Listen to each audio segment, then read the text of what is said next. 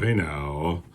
Sliding into the picture, and welcome to my favorite albums of 2023. I used to be really big into compiling my best ofs. I was just looking through when I did this with mixtapes and certainly with CDs, and years ago had Brian's Best of 2004.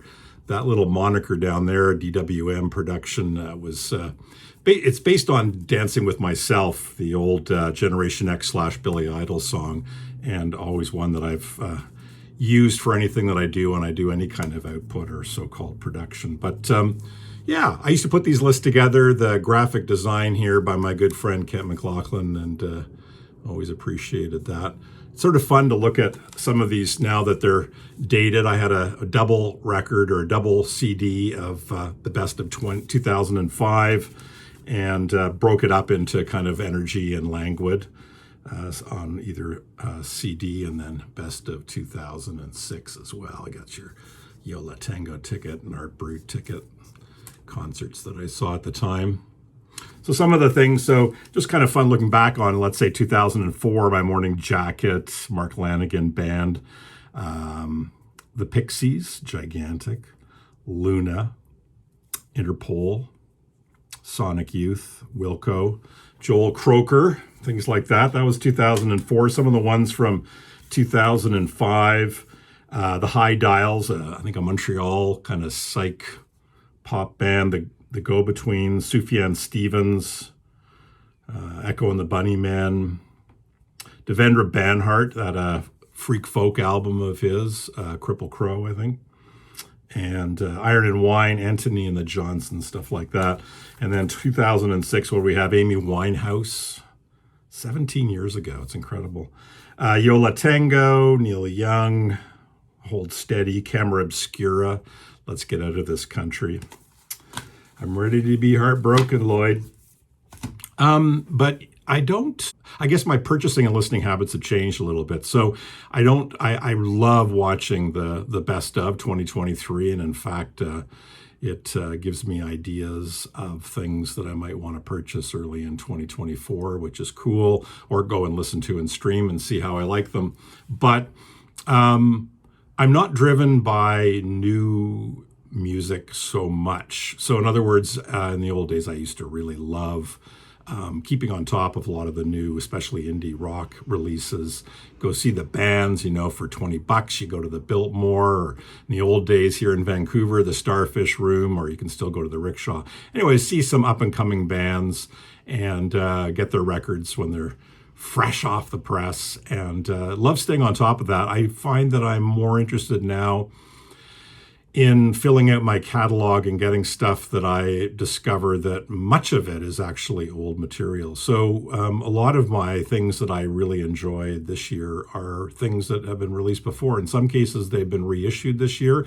In some cases, I've just been filling in my catalog and finding that I really want to have some music from these artists, and for whatever reason, and I'll try to articulate some of it, these are things that I really enjoyed listening to this year. So my favorites of 2023 are, again, really not specifically new releases unless I call them out that way. But this is the stuff that I listened to and really loved, and trying to sometimes bunch this up into some little thematic packages. So here goes.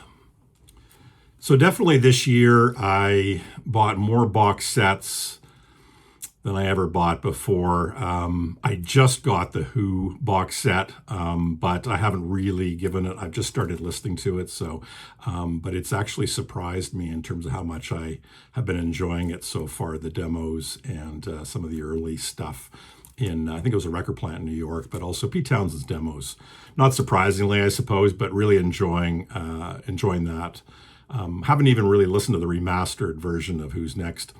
I'm more interested in some of the early workings, versions, alternate takes and stuff of those well-known songs, plus the stuff that never made it on the album, but maybe appeared elsewhere. But in some ways this year, I kind of, one of my big things has been getting box sets. I've mentioned before, one of the things I love about box sets, the liner notes, the package, over and above the music, it's the overall, the composite of, the quality of the packaging, the images, the interesting photos, the liner notes that you can read. I'm reminded of what I used to love years ago. And what I would be getting a fresh copy of Rolling Stone magazine, sitting down with a new record and basically listening to that new record and going back and forth between reading the Rolling Stone, the latest issue of Rolling Stone, and reading the liner notes and looking at the packaging of the album and just kind of going deep, deep, deep into it. And I think box sets are my way now of having that kind of experience. It goes even deeper. And when it's an artist that you love, boy, it's great to get these things. I showed this just recently, but Joni Mitchell's Archives Volume 3.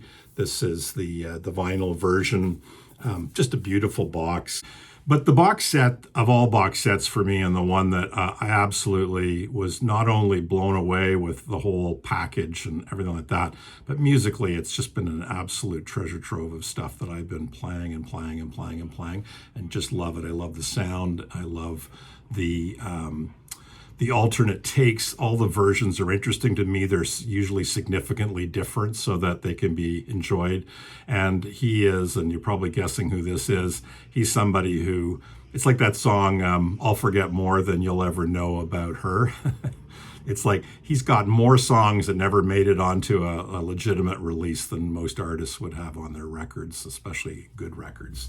So it is Bob Dylan's Fragments. This is the full box set, Fragments.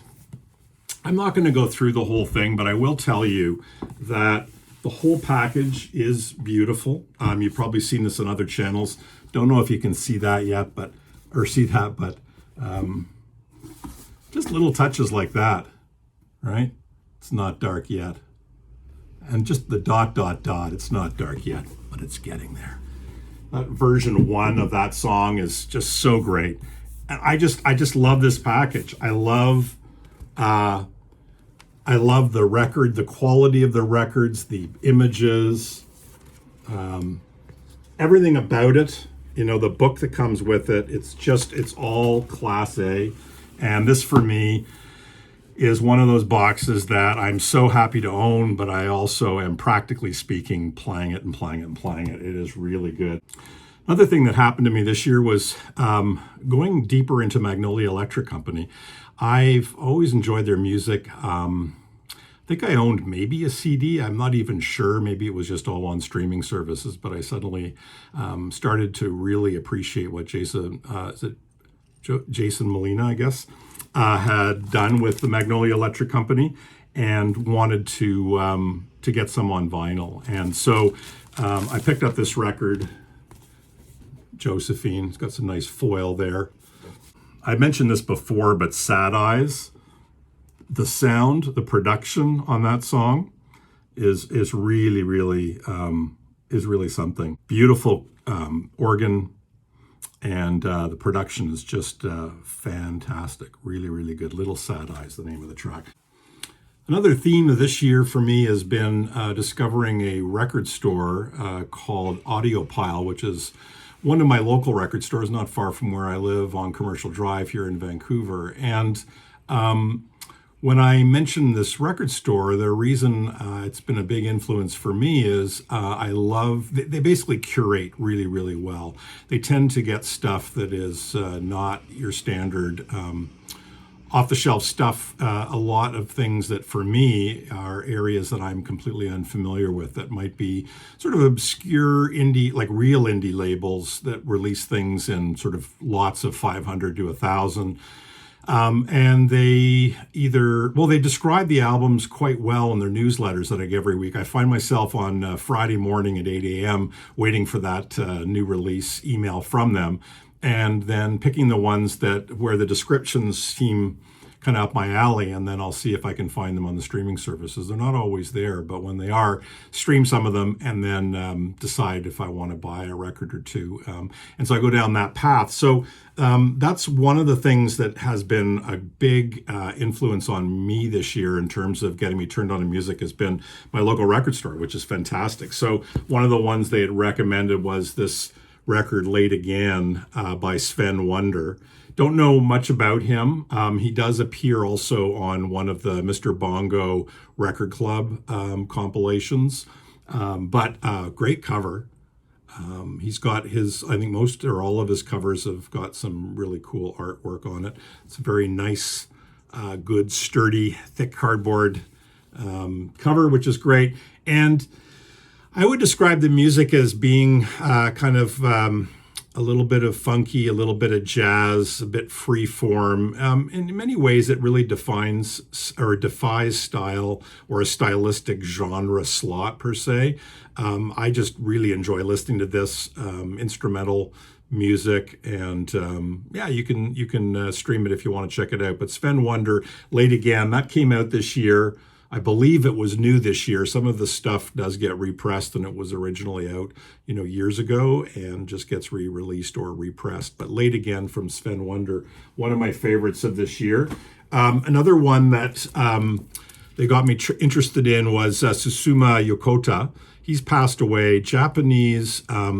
He's like a cut and paste kind of guy. Like he basically samples stuff. This has got a lot of classical music samples, but some really interesting beats behind it all. He creates a mood and an atmosphere. I say that often, but very, very unique and just extremely listenable stuff. And I really like this record. So this one's called Symbol. Again, an Audiophile recommendation that has not done me wrong. I've listened to this a lot this year. This is an older record, but one that I really got into this year. Another one like Sven Wonder, that I heard about and then streamed and really enjoyed, Feathers. So Greg Fote and Eero Koivistoinen. Don't know anything about them. Once again, a very striking cover, very nicely put together record. But I think really I can't really describe what this is. It's very similar to Sven Wonder in the sense of it. I would also say it straddles categories of a little bit jazz, a little bit lounge, a little bit funk, a little bit, almost easy listening. This is all instrumental as well. Some nice sax work. It's a really nice record, Feathers. So another one that I believe was, 2023 on the Jazz Aggression Records label, but one of the ones that I play a lot this year and I've really enjoyed. And finally, this one I think was 2022, but I guess officially released then. But the artist is called Calm. That's the name of the DJ. And this is something that I think he's put out in different forms, but is committed to two 12-inch vinyl records. And this is really nice. This is like, I don't know.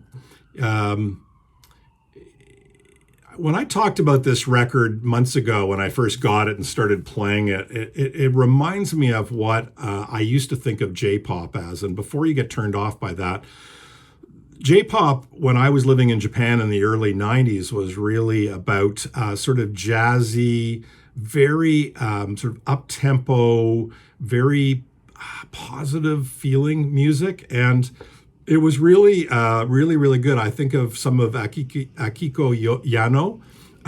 Some of her music was like that. I don't even know a lot of the other artists, but you used to hear them on J-Wave radio in Tokyo. This is really nice. I love this. Instrumental, definitely a DJ kind of sound. It all kind of blends together in the best possible way. Fantastic background music, and I don't mean that in a pejorative way. It kind of tickles the back of your brain when you're doing other things, and just lovely. So Calm, the album's called Before, 2 records, and an outstanding release. Don't know what the label is on here. Hell Yeah Records, I think. And so those are ones that really I was drawn to because of Audiophile, because of their newsletter, and I've been enjoying those immensely. Records I would never have heard of, probably might have heard of them somewhere in the vinyl community, but my record store kind of directed me towards that. So again, with this idea of not really ranking my top albums of 2023 or worrying about when they were released, if they were in fact released this year or not, here are some things that I've been enjoying listening to. Of all of the Neil Young releases this year, I think about World Record and Toast and before and after and things like that. And I haven't necessarily gone super deep into them, but I really like this record. A lot of it is very familiar, but the way that it all sits together, it really it is of a piece, really. And so it's Chrome Dreams. We've been waiting this forever, right? We've had Chrome Dreams 2 for a long time. This one's been in the can.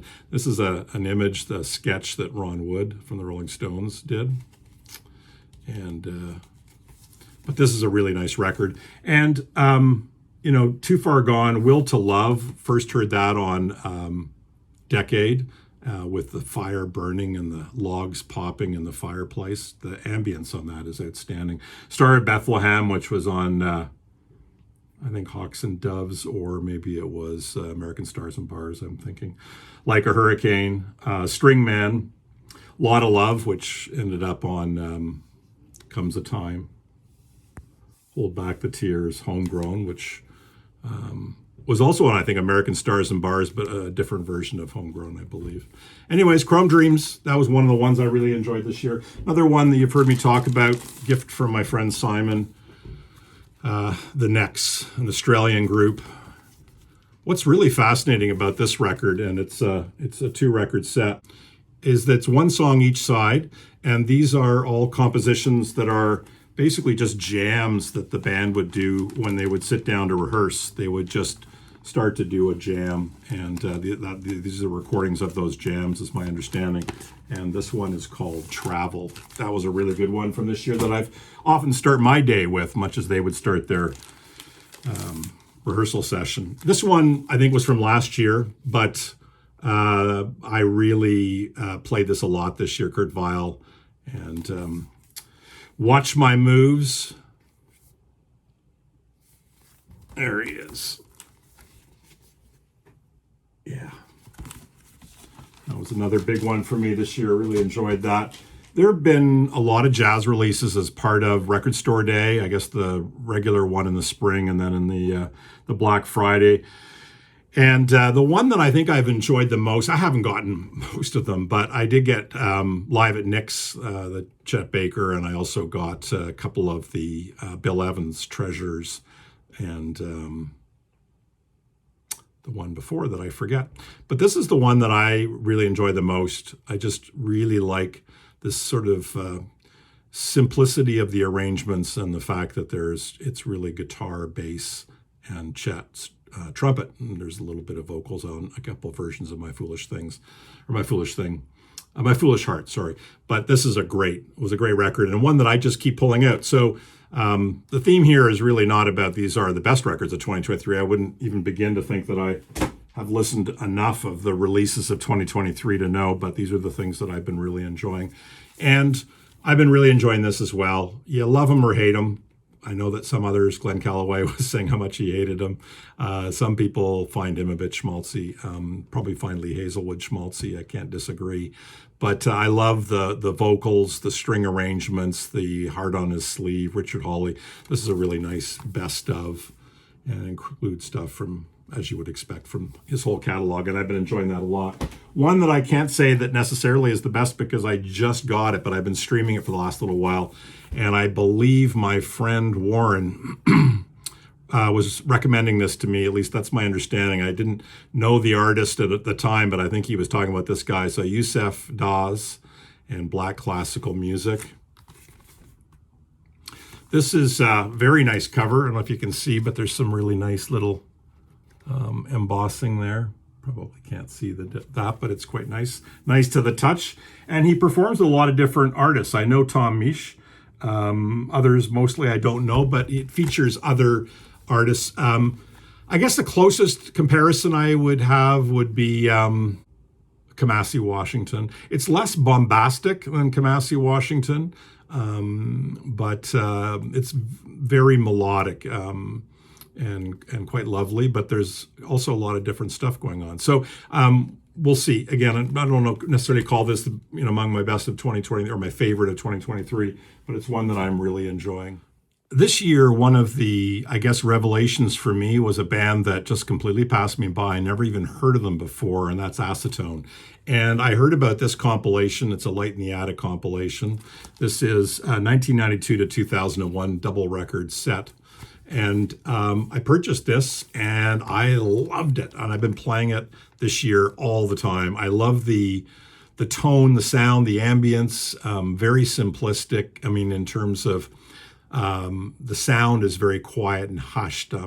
It's very different than the Cowboy Junkies, like Trinity Sessions, but I don't know, somehow it almost most closely resembles that in tone and ambience, not so much in song selection or compositions, but it's got that really stripped down, beautiful, warm tone to it that I really love. So Acetone, Light in the Attic compilation. So that got me going. The band's no longer together, but they've re-released their catalog, I guess. So this was, I believe, their last studio record, Acetone, and just self-titled, I guess.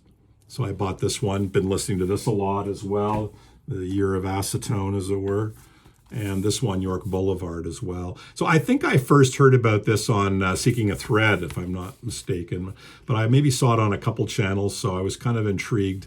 When I saw that Light in the Attic came out with a compilation, I started listening to them on the streaming services, really liked what I heard, and then got that compilation and just dived right in, and it's been fantastic ever since. Another thing that happened this year is Kate Bush and her kind of reissue program. So she's been reissuing her records on her Fish People label. I think this is her own label. And I have most of her collection. I've got this on CD, The Sensual World, and I wanted to get this on vinyl. Beautiful sounding record, and you can never do wrong with more Kate Bush. This woman's work, the last song on there, Sensual World, The Fog. I love that song, The Fog. So Kate Bush, Sensual World was, and I've been listening. I've got a couple box sets of her CDs, and I've been really diving into those. I got Ariel and 50 Words for Snow. I think both either 2022 or in 2023, and those have been on my turntable constantly. Just lush, beautiful sound of Kate Bush. I like the latter Kate Bush, probably starting with The Dreaming, I guess. I like her early stuff, but when I listen to it now, it just feels a bit too quirky. I like it when her voice dropped a little bit. I like it when there seems to be a little bit more space in her compositions and her arrangements, and I really enjoy that. So like her later stuff, and this would be part of that earlier part of her later stuff. Another thread, I guess, that I've been my own personal music thread that I've been going down has been everything related to Crosby, Stills, Nash and Young. So I started really getting back into Crosby, Stills, Nash and Young a few years ago. There was a great 4 CD compilation of their material that includes, songs from their solo albums as well as CSNY. And I really enjoyed the stuff that isn't as well known. I love the song The Lee Shore by David Crosby, which I don't even think you can get on the streaming services, but it's on that box set. And then a few years ago, I got the Mobile Fidelity version of If I Can Only Remember My Name by David Crosby, and started to realize just how great he is. Not just songwriter, but the ambience that he creates, the sound of his recordings, really, really great. So started to realize that. Then I started diving into this year, getting more into things. I got an old David Crosby, Graham Nash one. This is really nice. So used record, as you can see, for the princely sum of $4.99, and it's definitely crackly. But the way I look at it is the sound of these records, these early 70s records are so good. And so I can at least get the sense of not only the songs, but the production. And then I can always go and find a better copy later. But right now I just want to be able to have these and hear these. So that one, and then I showed this recently, but the Stephen Stills Manassas project as well. And I'm just starting to get into this, but once again, production outstanding. Stephen Stills, such a good guitarist. And I think I'm really starting to understand just the depth of the quality of his playing. And it really speaks to me. He's great. My favorite record of the year and was released in 2023 is The Clientele. What is it? I Am Not There Anymore. I've always really liked these guys. They sound so British, and it sounds so melancholic and so much of almost like another time, without being self-consciously so. But they just, I can't describe any more than just saying they just sound so British in the best sense of the word. I mean, vocals, sure, but even their music, it feels like there's sort of a veil over it, and it's just beautiful. And this record, two 12 inches, it really is just from beginning to end fantastic. The interludes, they've got some really nice musical interludes, instrumentals. Some of the tracks on here that really stick out: Blue Over Blue, Claire's Not Real, Conjuring Summer In. But this just record, I just keep going back to it over and over and over again. And I would have to say unequivocally, for me, this has been my favorite record of 2023, and one that I really highly recommend. The Clientele, I Am Not There Anymore. A CD that I purchased this year based on Glenn Calloway and his channel, and I enjoy his take on music, and it's this particular release from Susan Tedeschi. This is called I Am the Moon, and there are 4 parts to it. This is the first one, called Crescent. And Derek Trucks, her husband, Susan Tedeschi, bluesy with feeling. I suppose it sounds ridiculous to say with feeling, but I'm not generally a straight up blues fan. I love my blues second or third generation. Call me a white guy. But I just really enjoy hearing other people kind of morph it into more of a rock and roll type of blues rather than straight up blues. This is a really nice record. Some nice ballad or two, some great just driving rock and roll stuff, and really excellent. Susan Tedeschi, her voice is wonderful. So this is the I Am the Moon. Again, I think 4 releases. This one is the first one, called Crescent. I listened to that a lot this year and really enjoyed that. And finally, from the Fitz Music Academy, for the most important artist of 2023 in my world, we've got the Fitz Academy. It looks like there's a bill has come due. So let's open this up and see who is the winner of my favorite artist of 2023. Oh, what a surprise. Misha Panfilov, 2023 Fitz Artist of the Year. Congratulations, Misha. This was the year for me of Misha Panfilov. My record store, once again, Audiopile, got me turned on to this guy.